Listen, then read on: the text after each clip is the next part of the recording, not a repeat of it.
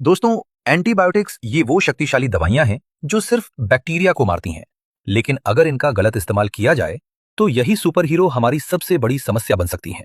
इसलिए सबसे पहले समझ लें कि हर बुखार या इन्फेक्शन में एंटीबायोटिक्स की जरूरत नहीं होती, क्योंकि एंटीबायोटिक्स सिर्फ बैक्टीरिया वाली बीमारियों में असर करती हैं, जैसे गले का इन्फेक्शन, यूरिनरी ट्रैक्ट इन्फेक्शन या त्वचा की सूजन और पेट की कुछ बैक्टीरियल बीमारियां।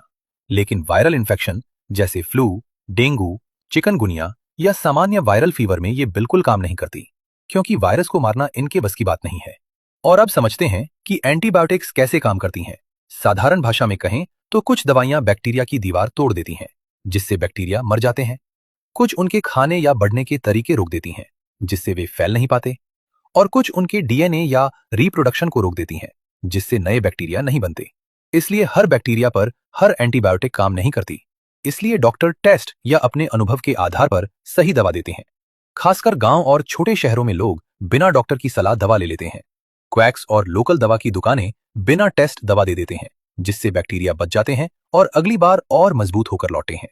उदाहरण के तौर पर मान लीजिए किसी को हल्का गले का संक्रमण हुआ और उसने दवा बीच में बंद कर दी या खुद से दवा बदल ली, तो जो बैक्टीरिया बच गए वे अगली बार और मजबूत होकर लौटते हैं, और वही साधारण दवा काम नहीं करती।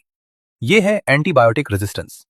आम गले का संक्रमण या यूटीआई नॉर्मली आसान दवा से ठीक हो जाता है, लेकिन अगर वही बैक्टीरिया रेजिस्टेंट हो तो साधारण दवा काम नहीं करेगी। पेट की बीमारी में अगर वायरस की वजह है तो एंटीबायोटिक्स यूजलेस हैं। टीबी जैसी बीमारी में रेजिस्टेंस होने पर ट्रीटमेंट लंबा और कभी कभी जानलेवा हो सकता है, यानी छोटी सी बीमारी भी खतरनाक बन सकती है। और भारत में हर साल लगभग 3 लाख लोगों की मौत सीधे एंटीबायोटिक रेजिस्टेंस की वजह से होती है। करीब 10.4 लाख मौतें इससे जुड़ी मानी जाती हैं। और एक्सपर्ट्स कहते हैं कि अगर मिसयूज नहीं रुका तो 2050 तक इंडिया में लगभग 20 लाख लोग इससे मर सकते हैं। इसलिए सबसे जरूरी बातें: डोज पूरा करो, सिर्फ डॉक्टर की सलाह से दवा लो, और वायरल फीवर में आराम, पानी और सही देखभाल ही सबसे अच्छा इलाज है। इसलिए दोस्तों, एंटीबायोटिक्स शक्तिशाली हैं, लेकिन सिर्फ सही तरीके से इस्तेमाल करने पर ही मदद करती हैं। गलत इस्तेमाल से बैक्टीरिया मजबूत हो जाते हैं और छोटी बीमारी भी मुश्किल बन जाती है। इसलिए स्मार्ट बनो, सेफ रहो और मिसयूज मत करो।